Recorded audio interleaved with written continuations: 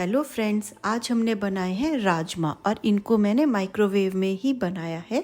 तो एक बोल में मैं यहाँ पर कैंड राजमा को डाल लूँगी।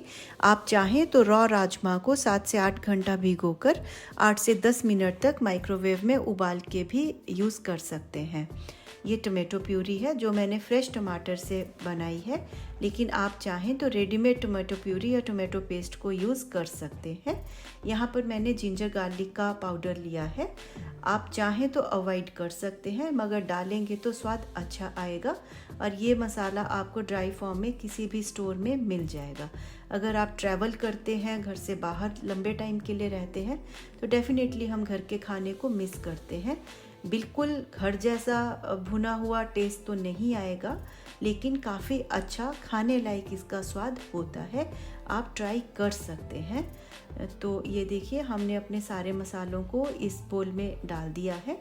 ये सारे मसाले मैंने 1/4 टीस्पून के हिसाब से लिए हैं और सॉल्ट इसमें मैंने आधा टीस्पून डाला था। आप मसालों को अपने हिसाब से एडजस्ट कर सकते हैं। बोल को माइक्रोवेव में रखने से पहले ग्लास लिड या इस तरह की माइक्रोवेवेबल प्लेट से, ये कागज़ की प्लेट है, ढक सकते हैं। थोड़ा सा मैं इसमें पानी ऐड करूँगी ताकि अच्छे से ये उबले और ये ग्रेवी को पकने के बाद अच्छा सा हमें टेस्ट आए। माइक्रोवेव के नीचे भी मैंने ये प्लेट रखी है ताकि अगर कुछ उबलता है तो हमारा माइक्रोवेव गंदा नहीं होगा। और ग्लास लीड को लगाने से भी फ़ायदा ये हो जाता है कि छींटे नहीं लगते हैं।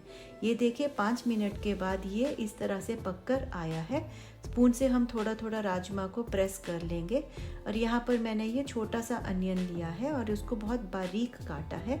आप चाहें तो अनियन को अवॉइड कर सकते हैं। बटर लिया है मैंने तड़के के लिए। आप चाहें तो अपनी मर्ज़ी का कोई भी ऑयल ले सकते हैं।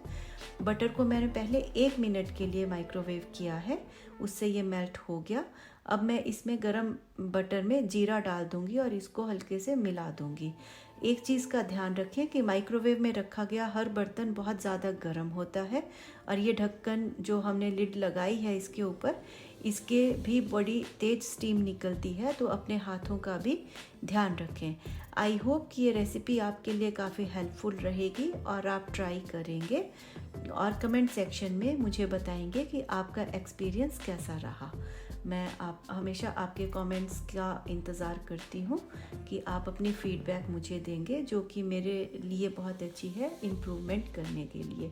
ये देखिए, 2 मिनट के बाद ये अनियन अब इस तरह से पिंकिश हो गया है। अच्छे से एक बार मैंने मिक्स किया और 1 मिनट के लिए इसको और मैंने माइक्रोवेव कर दिया। ये प्याज अब अच्छे से भुन गया है, कोई इसमें कच्चेपन की स्मेल नहीं है। अब हम कटोरी को मैंने कपड़े से पकड़ा है क्योंकि ये बहुत ज़्यादा गर्म है। इस चीज़ का आप प्लीज़ बहुत ध्यान रखिएगा, अपने हाथ नहीं जलाइएगा। तो अब हम अच्छे से प्याज को इस बोल में मिक्स कर लेंगे और फिर से हम इस बोल को 4 मिनट के लिए मैंने यहाँ पर फिर से माइक्रोवेव किया है। आप चाहें तो और ज़्यादा लंबे समय के लिए कर सकते हैं, लेकिन 4 मिनट के बाद ये काफ़ी अच्छे से रेडी हो गए हैं राइस के साथ खाने के लिए। अगर आपको रोटी के साथ खाने हैं तो बेशक थोड़ा सा और इसको उबाल लें। तो आई होप कि आप ट्राई तो करेंगे और मेरे चैनल को लाइक एंड सब्सक्राइब करेंगे ताकि फ्यूचर में भी हम ऐसी अच्छी अच्छी रेसिपीज़ के साथ मिलते रहें। Thank you for watching this.